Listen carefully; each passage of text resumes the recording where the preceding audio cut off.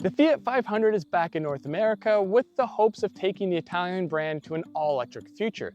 This here specifically is the 500e, Fiat's first offering.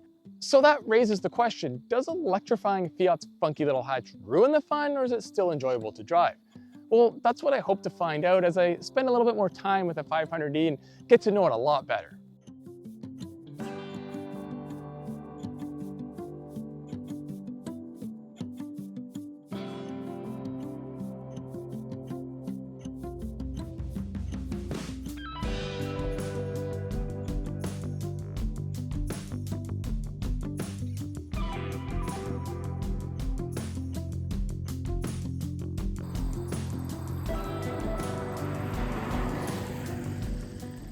The new 500e may look very similar to the last model, and all the styling cues on that car are pretty much in this one, but this is an all-new car. Just like the last rebirth of the 500e saw the engine go from the back to the front, this time we see the engine gone altogether, and now it's all electric with the motor. The new 500e is bigger than the old 500, and you can really tell by the hood since there's no conventional engine under there. It's a little bit wider and a little bit lower, and the whole vehicle still has an overall upright look to it, but less so than the old model, which almost looked top heavy. Of course, Fiat's gone full Fiat and put all of the usual design cues all over this car, the round headlights, the usual tail lights, there's Italian flags embedded in the turn signals, the way the wheels are designed. It's all very, very familiar. I really like though how the circles around the headlights are integrated right into the hood. It's a very sort of modern look to it, and the taillights jut out of the car a bit more than the old ones. Although it's bigger than the previous 500, the new car is still small. The front seat passengers do have a lot of space. I mean, someone far taller than me could fit in the driver's seat, but the rear seats, no adults want to spend any time back there. Even kids might complain. This really is a 1 or 2 person car 90% of the time, and smaller children in the back in a pinch. The trunk's also fairly small, but more usable, and when you're not using those rear seats, fold them down and it can actually handle quite a bit of gear.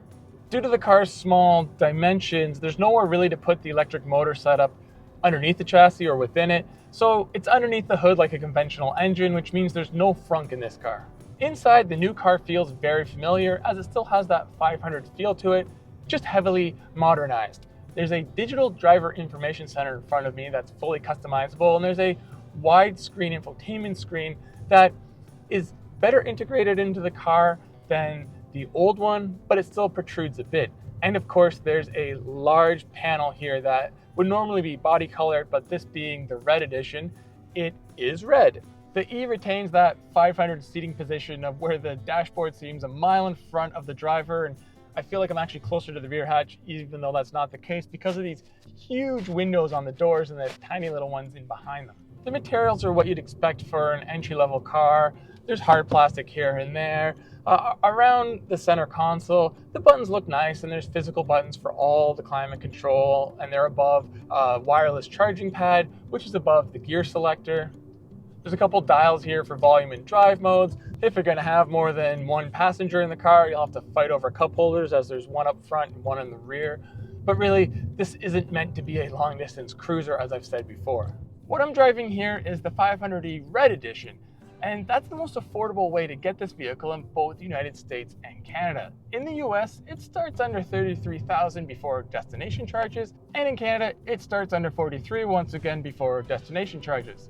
That pricing puts the 500e right on top of the small battery Nissan Leaf. In Canada, it's actually a little less money, and in the US, it's a little bit more. Now, the Leaf with the small battery features a 40 kilowatt hour battery pack, and this has a 42 kilowatt hour battery pack. Both vehicles are estimated for very similar range, around 149 miles on a charge or 240 kilometers. Where they do differ though is in weight and power. The motor in this vehicle only makes 117 horsepower and 162 pound-feet of torque. That's significantly less than the Leaf. But this also weighs significantly less than the Leaf because it's a smaller vehicle, under 3,000 pounds, which is pretty good for an electric vehicle.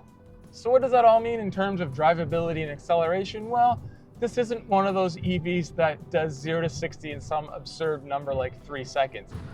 It drives much more like a regular small car. off the line, initially there's a little bit of a delay, and then the torque really comes on, which is more so than most vehicles this size and this powerful. It pulls pretty hard all the way up to its top speed, which is limited at 90 miles an hour or about 150 kilometers an hour. The power delivery is quite linear too, and ripping around some twisty roads and getting on and off the accelerator, dare I say, it kind of feels like an old hot hatch. That brings us to handling. This isn't a super light vehicle. It is an EV and it has a battery pack to carry around. But compared to a lot of compact cars, it's still lighter, and any other EV, it's much lighter. And like the old 500, it's really tossable.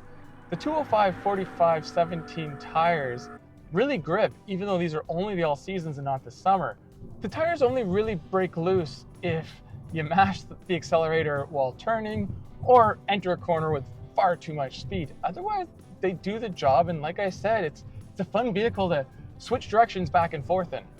It's hard to just describe that feeling you get in fun to drive little cars like this, but anyone who's driven the previous 500 or any of the Mini Coopers will kind of get an idea of what it's like behind the wheel. It's just silent and without gear changes. Like any modern car, this one has different drive modes, and they are normal, range, or Sherpa. Normal is just as the name sounds, normal. There's normal acceleration and very minimal regen braking when off of the accelerator. Switch to range mode and it's very similar, except now you get full regen braking when letting go of the accelerator, which is also known as one pedal driving.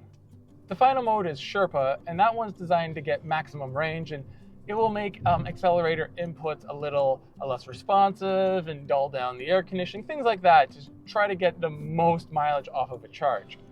Since I'm kind of on the topic, I want to talk about range a little bit more before I wrap this up. A lot of people will see the small range on this vehicle and just write it off, but the 500 has never been a long distance cruiser. It's always been a commuter or small family transport meant to go maybe inner city or from city to city, and that's what this is. Even if the battery gets drained down to 10%, owners that have a stage 2 charger will plug it in overnight and it'll be fully charged by morning because of that small battery. Fiat really does seem to have kept the Fiatness of this car despite it going EV. They easily could have watered it down or just rebadged someone else's product, but this does feel very Fiat, and like I've said many times, just with a slightly different driving experience, mostly by sound and not feel.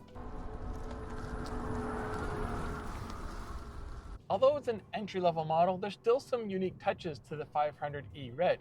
These include things like red badging all over the exterior, the mirror caps are red, there's red across the dash, and the seats have 500e Red stitched right into them. Some commutes can be pretty grueling, or just city driving in general, where you're covering very short distances over long periods of time.